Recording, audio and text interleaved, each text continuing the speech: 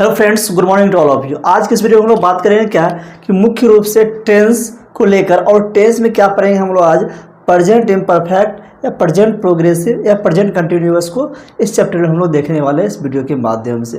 तो चलिए स्टार्ट करते हैं हम लोग। सबसे पहले अगर हम बात करें प्रेजेंट इम्परफेक्ट कंटिन्यूअस या प्रोग्रेसिव टेंस क्या होता है, तो जो प्रेजेंट इम्परफेक्ट, तो इम्परफेक्ट का मतलब क्या होता है कि जो काम हुआ है ना परफेक्ट रूप से उसमें नहीं होगा। जो प्रेजेंट इम्परफेक्ट टेंस होगा प्रेजेंट में, वैसा काम जो परफेक्ट तरीका से नहीं हुआ, इसलिए इसका नाम रखेगा इम्परफेक्ट रखा गया। अब कंटिन्यूअस क्या होता है, यानी कि कोई भी काम परफेक्ट रूप से नहीं हुआ है, अर्थात वह काम अभी भी कंटिन्यू है। और प्रोग्रेसिव का मतलब ये होता है कंटिन्यूअस, ठीक है ना। तो समझ में आया कि इम्परफेक्ट क्या होता है, कंटिन्यूअस क्या होता है, प्रोग्रेसिव क्या होता है। फिर इसका नाम रखा गया है प्रेजेंट इम्परफेक्ट कंटिन्यूअस या प्रोग्रेसिव टेंस। अब समझते हैं हम लोग क्या है कि जो प्रेजेंट इम्परफेक्ट कंटिन्यूअस या प्रोग्रेसिव टेंस के अंतर्गत तो कैसे हम उससे टेंस को आइडेंटिफाई करेंगे। तो उसके लिए क्या है कि जो टेंस हमें क्या करता है, ये बतलाता है कि लाइव एक्शन को, किसको बताता है, लाइव एक्शन को, to mention a live action, अर्थात जो एक्शन काम क्या हो रहा है कि अभी हो रहा है उसको लाइव एक्शन कहते हैं। जैसे आपको भी हम पढ़ा रहे हैं तो लाइव एक्शन हो रहा है, पढ़ रहे हैं आप हमसे, तो उसी प्रकार से कहता है at the time of speaking, यानी कि उस सेंटेंस में क्या होगा, जो डूअर होगा, जो सब्जेक्ट होगा, क्या करेगा, वह स्पीक करेगा, जिस समय वह बोल रहा है उस समय वह काम हो रहा है, उसे हम लोग कहते हैं प्रेजेंट इम्परफेक्ट कंटिन्यूअस या प्रोग्रेसिव टेंस कहते हैं। अब इसमें क्या होता है कि कुछ कीवर्ड्स होता है, उस कीवर्ड के माध्यम से हम लोग आसानी से समझ सकते हैं क्या कि वो टेंस प्रेजेंट इम्परफेक्ट या कंटिन्यूअस या प्रोग्रेसिव का टेंस है। जैसे नाउ लिखा हुआ रहेगा, राइट नाउ लिखा हुआ रहेगा आपका सेंटेंस में, एट दिस टाइम लिखा हुआ रहेगा, करेंटली लिखा रहेगा, एट प्रेजेंट लिखा रहेगा। इन तमाम तरह की जो ओवरऑल जो ये वर्ड आपको मैंने बताया, ये इस वर्ड से हम पता करते हैं ये टेंस किसका है, प्रेजेंट इम्परफेक्ट का है या प्रेजेंट कंटिन्यूअस का या प्रेजेंट प्रोग्रेसिव का है। जैसे Monica is learning tenses at this time, तो मोनिका क्या कर रही है इस वक्त, एट दिस टाइम लिखा हुआ है, देखिए एट दिस टाइम, अर्थात इस वक्त क्या कर रही है, वह क्या कर रही है, टेंस को लर्न कर रही है, पढ़ रही है, सीख रही है। समझ में बात यहाँ तक आई आपको। तो इस प्रकार से क्या समझे, तो यहाँ पे जो V4 का प्रयोग हुआ यहाँ पे, तो क्या दिखा रहा है कि प्रेजेंट कंटिन्यूअस टेंस को दिखा रहा है। एंड दूसरा, Mohan is working on the project now, तो यहाँ पे देखिए नाउ लिखा हुआ है। नाउ का मतलब कि अभी जिस समय कोई व्यक्ति बोल रहा है उस बात को, उस समय मोहन क्या कर रहा है, वर्क कर रहा है। Mohan is working on the project now, यानी कि मोहन को कोई सॉरी फॉर दैट, तो मोहन को क्या है, कोई देखकर उस बता रहा है कि मोहन क्या कर रहा है, अभी काम कर रहा है। जिस समय कोई व्यक्ति बोल रहा है उसमें मोहन क्या कर रहा है, काम कर रहा है at the time of speaking. First point ये हो गया। एंड सेकेंड पॉइंट कहता है to mention a parallel action, यानी कि पैरेलल एक्शन को दिखाने के लिए भी हम लोग प्रेजेंट कंटिन्यूअस टेंस का प्रयोग करते हैं। जैसे देखिए, not at the time of speaking, parallel action का मतलब होता है जिस समय हम लोग बोल रहे हैं, ठीक है ना, उस समय वो काम नहीं हो रहा है, मेरे सामने नहीं हो रहा, eight the time of speaking, and not at the time of speaking, अर्थात जिस समय हम बोल रहे हैं उस समय नहीं हो रहा, लेकिन उसी के पैरेलल में कहीं और हो रहा होगा ये काम, ठीक है। तो उसको हम लोग कहते हैं to mention a parallel action, उसको पैरेलल एक्शन के नाम से हम लोग जानते हैं। जैसे देखिए इसका कीवर्ड क्या होता है, this days, now it is. अब लिखा हुआ है she is studying hard for her final exam this days, अभी क्या कर रही है वह, अपने फाइनल एग्जाम के लिए भी हार्ड वर्क कर रही है। तो क्या लिखा हुआ है, दिस डेज, अर्थात जिस समय हम बोल रहे हैं वह उस समय तो वह मेरे सामने तो नहीं कर रही, लेकिन इन दिनों क्या है, उनका एग्जाम चल रहा है, उसके लिए क्या कर रही है, हार्ड वर्क कर रही है। तो क्या समझ में आया, यहाँ पे जो दिस वर्ड दिखा रहा है कि जिस समय हम बोल रहे हैं उस समय वो काम नहीं हो रहा है, बट इसी के साथ वो दूसरी जगह पर ऐसा काम वो कर रही है, लेकिन अभी नहीं कर रही, लेकिन इसी समय के दौरान वह काम हार्ड वर्क कर रही है, बट मेरे सामने या मेरे प्रेजेंट जैसे हम बोल रहे हैं मेरे सामने वो नहीं कर रहा है। सुना यहाँ पे people are eating healthier food now it is, इन दिनों यानी आजकल क्या कर रहे हैं लोग, अपने क्या कर रहे हैं, वो हेल्दियर फूड को खा रहे हैं। क्या खा रहे हैं, हाँ हेल्दियर फूड, यानी जिस समय हम बोल रहे हैं उस समय नहीं खा रहा है, लेकिन इसी बीच वह हेल्दियर फूड खाना शुरू किया और खा रहा है अभी तक। समझ में आई बात यहाँ तक। एंड दूसरा क्या कहता है, टू इंडिकेट फ्यूचर एक्शन और event that is pre determined और टू हैपन। अब इसके अलावा कहता है कि जो हमारा प्रेजेंट इम्परफेक्ट कंटिन्यूअस टेंस होता है, ये कहता है क्या है कि जो फ्यूचर एक्शन को बताने का काम ये करता है प्रेजेंट कंटिन्यूअस टेंस। अब कैसे, तो वैसे एक्शन जो क्या होता है प्री डिटरमाइंड होता है कि फ्यूचर में वो होगा ही होगा। ठीक है, जैसे यहाँ पे एग्जांपल के तौर पर ले लें हम लोग, the teacher is going to Delhi next Sunday. यानी टीचर क्या होगा कि अगले संडे क्या होंगे, दिल्ली जाने वाले हैं, दिल्ली जा रहे हैं, अगले संडे दिल्ली जा रहे हैं। तो अगले संडे क्या है कि प्री प्लान कर लिए, टिकट बुक कर लिए, विभिन्न तरह को प्लानिंग कर लिए। तो जो प्री प्लान एक्शन होता है उसको भी हम लोग प्रेजेंट कंटिन्यूअस टेंस के अंतर्गत बनाते हैं। नेक्स्ट कहता है he is starting a new job next month. अब वह क्या कर रहा है कि नए महीने में, अगले महीने में वो नया काम को शुरू करने वाला है या कर रहा है। तो नेक्स्ट मंथ में क्या है, उसका प्री प्लान्ड है कि नेक्स्ट मंथ जाएगा, वहाँ से ड्यूटी वैसा क्या हो जाएगा, शुरू हो जाएगा। तो जब भी कोई चीज़ फ्यूचर में क्या हो, प्री प्लान्ड हो, फ्यूचर के लिए प्री प्लान्ड हो, तो उसको भी हम लोग फ्यूचर प्रेजेंट कंटिन्यूअस टेंस के अंतर्गत बनाते हैं। देन उसके बाद कह रहा है वी आर गोइंग टू जू दिस संडे।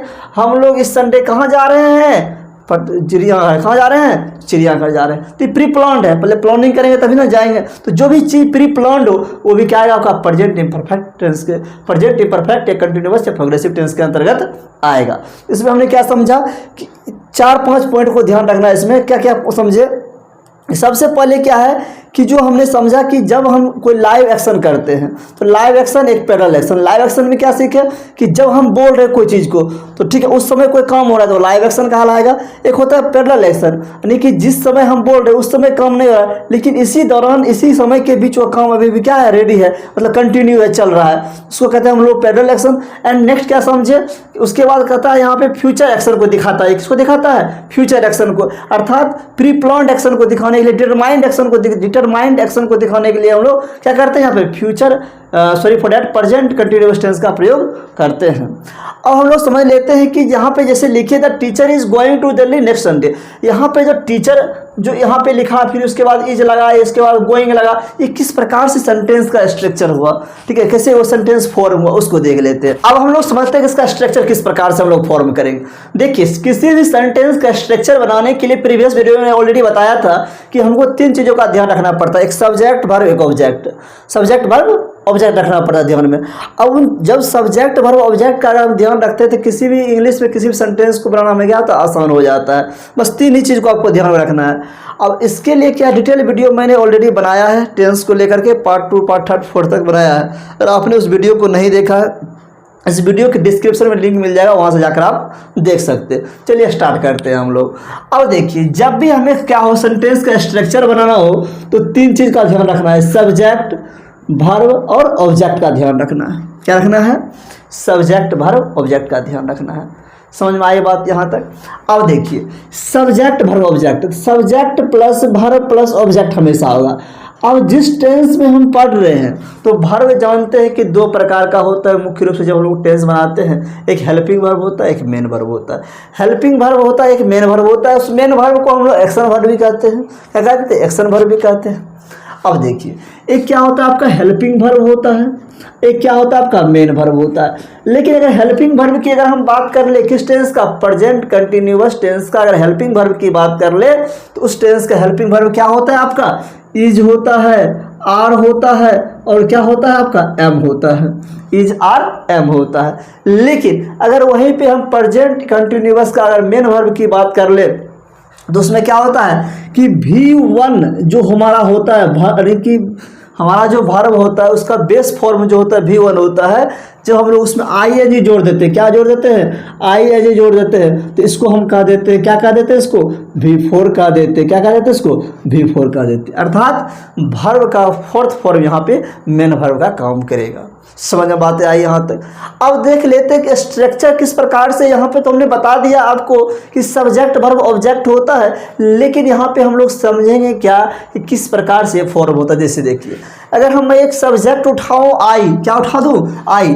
अब आई क्या है, फर्स्ट पर्सन का सिंगुलर नंबर है। अब कहिएगा सर आई क्या होता है, पर्सनल प्रोनाउन के अंतर्गत ये कौन सा पर्सन है, नहीं है, विभिन्न तरह की बातें मैंने प्रीवियस वीडियो में कर चुका हूँ। अगर आपने अभी तक उस वीडियो को नहीं देखा है तो जाकर आप देख सकते हैं। आगे बढ़ते, सब्जेक्ट मैंने आई लिया, उसके बाद हमें वर्ब चाहिए कि नहीं चाहिए। अब वर्ब में हमको दोनों वर्ब को लेकर चलना पड़ेगा साथ ही साथ, कौन, हेल्पिंग वर्ब और मेन वर्ब। हेल्पिंग वर्ब क्या होगा, इसमें आई के साथ क्या लगता है, एम लगता है, तो क्या लिखेंगे, आई एम, क्या लिख देंगे, आई एम लिख देंगे यहाँ पे। तो आई एम, उसके बाद देखिए कोई भी वर्ब लीजिए, जैसे मान लीजिए हम लोग अभी क्या कर रहे हैं, तो जिससे मान लीजिए प्ले का ले लिए, क्या लिए, प्ले ले लिए, ठीक है, भाई क्या लिए, प्ले लिए, तो प्ले यहाँ पे ले लिए, आई एम, प्ले लिख लिए और उसमें आई एन जी फॉर्म लगा देंगे तो क्या हो जाएगा, प्लेइंग। तो आई एम प्लेइंग, ऑब्जेक्ट लिख लीजिए, I am playing tennis, I am playing tennis, चलिए आई एम प्लेइंग टेनिस। तो यहाँ पे क्या देखें, सब्जेक्ट हो गया, वर्ब हो गया, ऑब्जेक्ट हो गया। तो आई एम प्लेइंग टेनिस जब लिखे यहाँ पे ध्यान रखिएगा कि ये आपका आई क्या हो गया, सब्जेक्ट हो गया, आई क्या हो गया, सब्जेक्ट हो गया, एम प्लेइंग क्या हो गया, आपका वर्ब हो गया यहाँ पे, और टेनिस क्या हो गया, ऑब्जेक्ट हो गया, क्या हो गया, ऑब्जेक्ट हो गया। तो क्या बताइए आपको कि जब भी कोई सेंटेंस फॉर्म होगा भैया तो सब्जेक्ट वर्ब ऑब्जेक्ट ही आएगा, इसके अलावा कुछ नहीं आने वाला है। तो बस आपको तीन चीज़ पर ही ध्यान रखना है। तो क्या देखा आपने, सब्जेक्ट है, ये वर्ब है, ऑब्जेक्ट है। इस वर्ब में ये आपका हो गया हेल्पिंग वर्ब हो गया, और ये आपका हुआ क्या हो गया, यहाँ पे मेन वर्ब हो गया। समझ में आया, क्योंकि दोनों वर्ब ही है। अब इसी का अगर हम निगेटिव बनाएं तो निगेटिव बनाने के लिए आपको एक बात का ध्यान रखना पड़ेगा। क्या ध्यान रखना पड़ेगा, तो ध्यान इस बात का रखना है कि जब भी हम लोग निगेटिव सेंटेंस बनाते हैं तो हेल्पिंग वर्ब के बाद क्या लगा देते हैं, नोट लगा देते हैं, ठीक। तो यहाँ पे सब्जेक्ट आई है, हेल्पिंग वर्ब एम है, तो एम के बाद क्या लगा देंगे, नोट। तो I am not playing tennis, I am not playing tennis. समझ में आई बात यहाँ तक। चलिए अब नेक्स्ट कहता है कि जब हम लोग समझे अफर्मेटिव नेगेटिव समझ गए, इंट्रोगेटिव होता है। उस इंट्रोगेटिव सेंटेंस को हम लोग एस या नो क्वेश्चन के नाम से भी जानते हैं। तो उससे क्या होता है, एस या नो क्वेश्चन किसे क्यों कहते हैं, क्योंकि उससे जब क्वेश्चन करते हैं तो उसका आंसर एस या नो में आता है, इसलिए उसे हम एस या नो क्वेश्चन कहते हैं।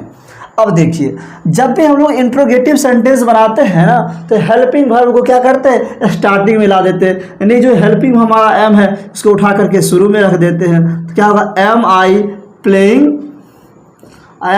Playing tennis, am I playing tennis, और क्वेश्चन मार्क लगा देते हैं। तो क्या देखा हमने, इस एम को उठाकर सिर्फ यहाँ पे रख दिया, उसके बाद सारा का सारा यहाँ पे, ये आपका क्या बन गया, इंट्रोगेटिव सेंटेंस बन गया यहाँ पे। लेकिन वहीं पर हम इंट्रोगेटिव निगेटिव की अगर हम बात कर ले तो क्या हो जाएगा, आपका इंट्रोगेटिव सेंटेंस जो लिखा है लिख देंगे यहाँ पे, एंड उसके बाद सब्जेक्ट के बाद क्या लगा देंगे, नोट लगा देंगे। उसके बाद जैसे लिखा हुआ सेंटेंस का स्ट्रक्चर उस तरह से इसको हम क्या कर देंगे, सजा देंगे।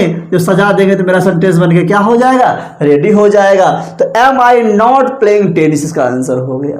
समझ में। तो क्या देखिए हम लोग affirmative negative interrogative interrogative negative. अब समझ लेते हैं WH क्वेश्चंस किस प्रकार से होता है। अगर WH क्वेश्चंस की बात कर ले, सबसे पहले WH क्वेश्चन जब भी बनाते हैं तो अपने साथ हमेशा WH वर्ड को लेकर आता है। क्या लेकर आता है, WH वर्ड को लेकर आता है।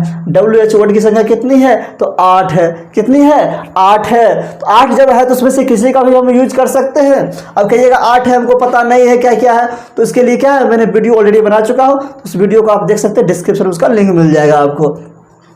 जैसे मान लीजिए यहाँ पे लिख देते हैं वेन, क्या लिख देते हैं, वेन। जैसे ही वेन लिखे तो क्या होगा, जब भी WH वर्ड लिखा आएगा शुरू में अपने साथ हमेशा हेल्पिंग वर्ब को लेकर आएगा। क्या लेकर आएगा, हेल्पिंग वर्ब। हेल्पिंग वर्ब क्या है, इसका एम है, तो एम आई, वेन एम, उसके बाद सब्जेक्ट आएगा, क्या आएगा, सब्जेक्ट आएगा। तो when am I, when am I playing, क्या हो जाएगा, when am I playing tennis. समझ में आई बात यहाँ तक, कोई दिक्कत यहाँ तक में नहीं ना। तो क्या देखिए, जब हम लोग इंट्रोगेटिव सेंटेंस बनाते हैं, WH क्वेश्चन बनाते हैं, तो WH क्वेश्चन में क्या होता है, WH वर्ड, उसके बाद हेल्पिंग वर्ब, उसके बाद सब्जेक्ट, उसके बाद मेन वर्ब अर्थात V4, उसके बाद ऑब्जेक्ट हो जाता है। लेकिन जब उसी का हम WH निगेटिव बनाएंगे, ध्यान दीजिएगा जरा इधर, तो क्या होगा, WH वर्ड तो होगा ही होगा, उसके बाद हेल्पिंग वर्ब होगा ही होगा, उसके बाद जैसे सब्जेक्ट लिखेंगे, सब्जेक्ट के बाद क्या आ जाएगा, नोट आ जाएगा। क्या आ जाएगा, नोट आ जाएगा। उसके बाद प्लेइंग लिख देंगे यहाँ पे, प्लेइंग क्या हो जाएगा, टेनिस। प्लेइंग क्या हो जाएगा आपका, टेनिस हो जाएगा, प्लेइंग टेनिस। समझ में आया बात यहाँ तक। इस प्रकार से क्या देखें हम, किसी भी सेंटेंस का अच्छे प्रकार के स्ट्रक्चर फॉर्म होता है, affirmative, negative, interrogative interrogative negative W H negative, इस प्रकार से इसका क्या हो स्ट्रक्चर बन के रेडी हो गया। अगर आपको इसके बारे में डिटेल समझना है, स्ट्रक्चर किस प्रकार से मैंने बोल बोल कर समझाया, अगर आप कहिएगा तो मैं उसका स्ट्रक्चर लिख लिख कर ही बताऊंगा। लेकिन अगर आप देखना चाहते हैं तो इस वीडियो की डिस्क्रिप्शन में उसका लिंक मिल जाएगा, वहाँ मैंने एक डिटेल से टेंस को पढ़ाने से पहले मैंने किस प्रकार से स्ट्रक्चर फॉर्म होता है, कैसे उसका स्ट्रक्चर लिखते हैं, विभिन्न तरह की चीज़ों को मैंने वहाँ पे डिस्कस किया है, वहाँ से जाकर आप देख सकते हैं। चलिए इस वीडियो में इतना ही, मिलते हैं नेक्स्ट वीडियो में। Thanks for watching this video. जय हिंद, जय भारत।